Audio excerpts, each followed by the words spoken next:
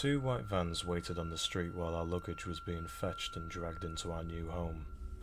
I, my 8-year-old daughter Sue, and my wife Megan had travelled across the USA to a state which provided better work opportunities for both of us.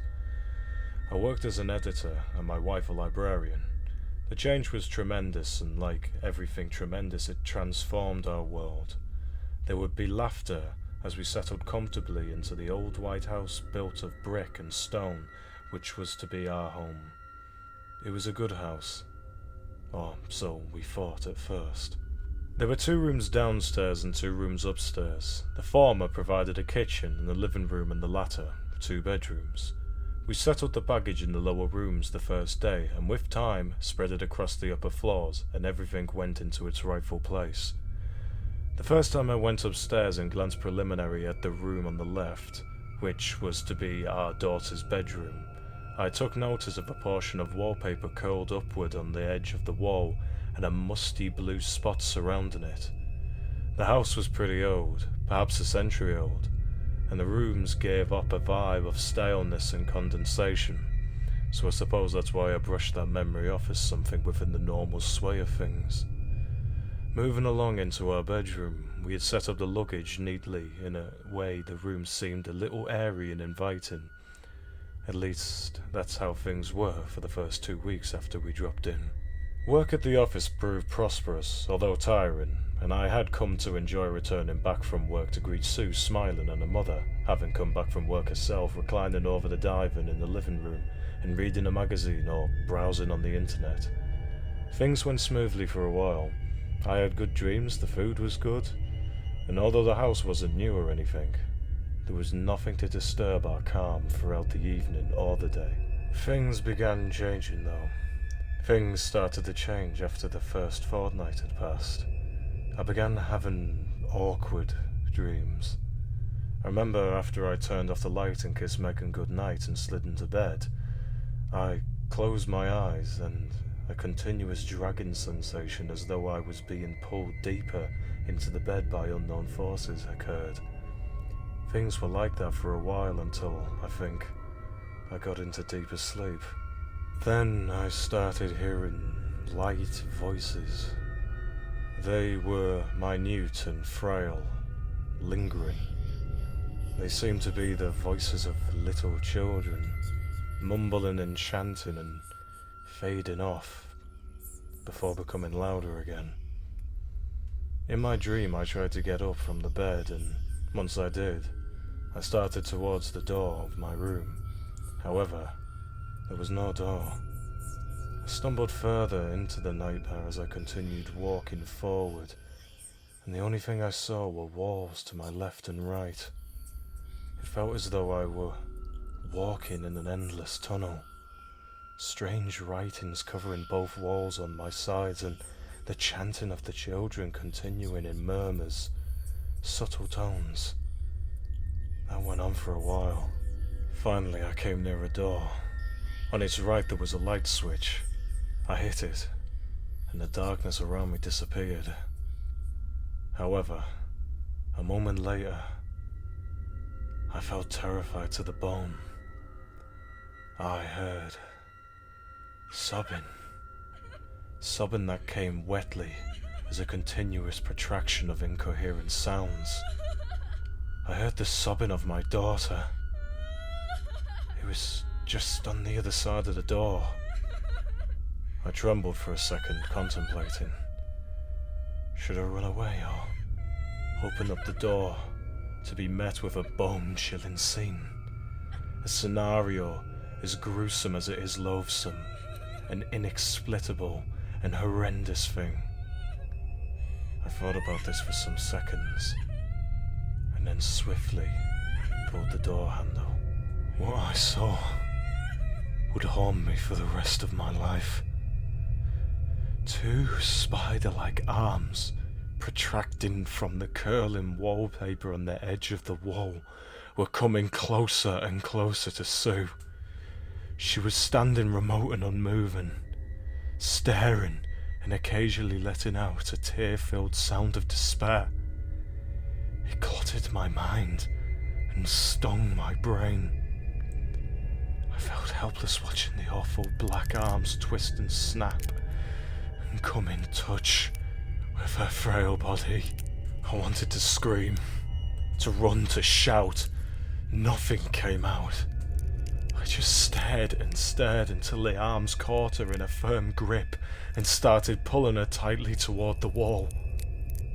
With each second my heart beat rising until, as her form almost fused with the awful blue spot on the wall, I let out a terrific scream and jolted towards her.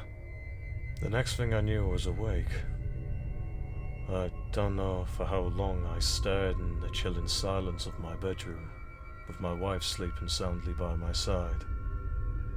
When I finally regained my composure, I decided to check upon Sue, and breathing softly made my way to her room.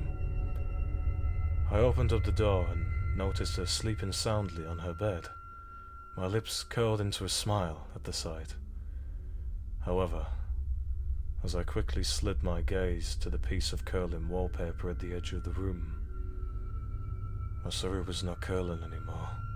It had been ripped off, and the blue spot had gotten darker and bigger, as though within it were hidden those hideous spidery arms, left stifled and unseen.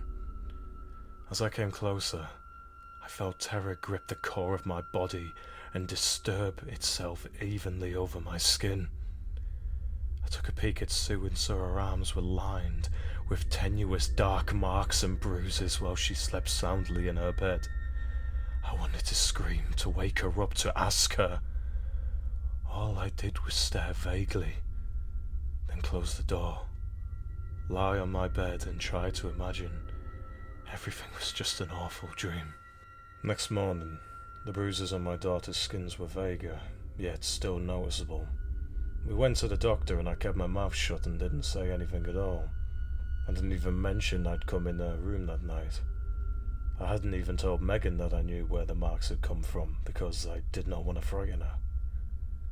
And I didn't want the scenario filled with terror and mind-chilling fear to be left to leak out into the real world. I kept my dreams to myself. The next few days were uneventful, although a growing numbness and lack of emotion was manifesting itself over our daughter. She seemed almost as though she was slipping away, fading soundlessly into a world of her own, far out of arm's reach, and into the same darkness that lingered over the old house at night, a darkness covering continuous walls and strange writings, and dissipating with the chants of draggy children's voices and decrepit scenes. About a week after that, something happened. Something that I will never forget. I'd woken up in the middle of the night in a cold sweat and felt like getting some water. I walked down the stairs into the living room and from there headed toward the kitchen. As I got there, I thought I heard faint whisperings. They were just on the edge of coherence and I could almost make them out, but not quite. I poured myself the water and came back up the stairs I had previously descended. However, when I reached the landing, I stopped and turned left, toward little Sue's bedroom. I heard the whisperings as soft as an incantation and mild sobbing. I opened up the door, and what I saw rivaled my worst nightmares. There in the corner of the room appeared Sue, looking at the torn piece of wallpaper, mumbling incoherent words to the wall. However, her mumbles weren't the only sound in the room.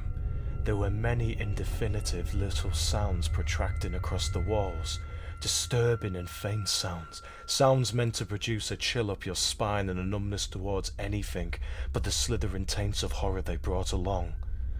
And then, suddenly, a spider-like hand protruded from the wall. Quick as a flash, I jumped over and grabbed Sue's hand, dragging her away from the wall. Then before the thing had time to react, I closed the door and called my wife. We didn't sleep at the house that night. We went to a cheap motel a couple miles down the road. The last time we made contact with the house after that was when the white vans came again to take up our luggage. We were moving. And I am sure for the better. I did not know what this thing was and what it wanted. All I knew was it wasn't getting my daughter, and I would do anything in my power to stop it. Sometimes, in the middle of the night, I wake up for no reason just to make sure the door is there, and there aren't any noises around our new home. I feel my way to the door and make my way to Sue's room, and I'm just happy to see she lays there undisturbed.